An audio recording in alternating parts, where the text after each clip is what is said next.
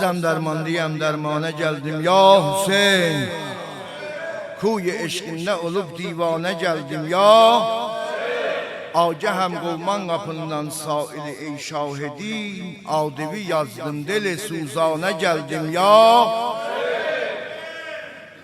Ey rehrivan Mevla ben aşık Hüseyin'im. Bu elleri de getirin yukarıya, bu kavli acayip azimi, bu eller sonradan pul gören adamın qabağında açılmasın. Həmişə dəstgah sevdi şühədada elleriniz gelsin yukarıya. Ey rehrivan Mevla ben aşık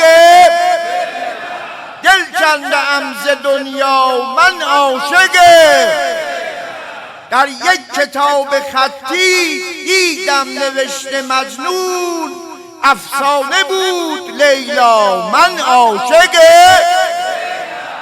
می گفت ختم مرسل داماد خود علی را از ناصر آقا می گفت ختم مرسل داماد خود علی را حیدر به جان زهرا من عاشق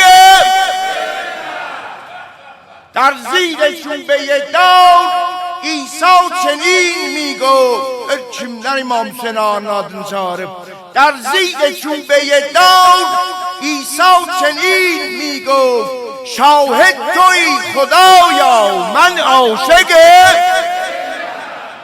یونس درون ماهی این گونه حرف میزد یا رب به قعر دریا من عاشق یوسف درون زندان زنجیر گردنش بود می گفت ای زلیخا من عاشق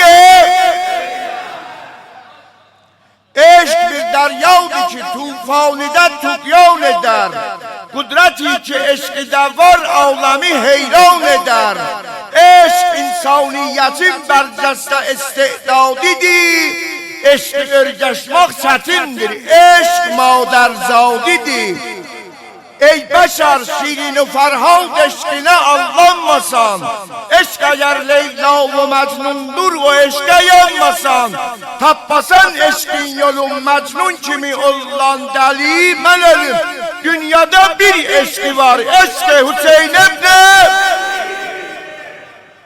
Bundan da uca diyebilirim. Dünyada bir eşki var. Eşki Hüseyin ibn.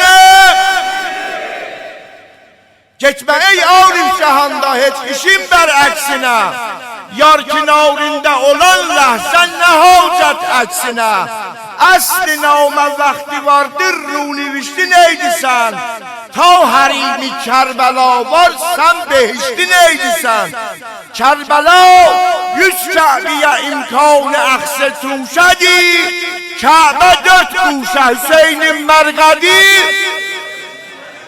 Havaslar burada olsun Ka'be 4 kuşa Hüseyin'in mergadi Lebbek Hüseyin lebbek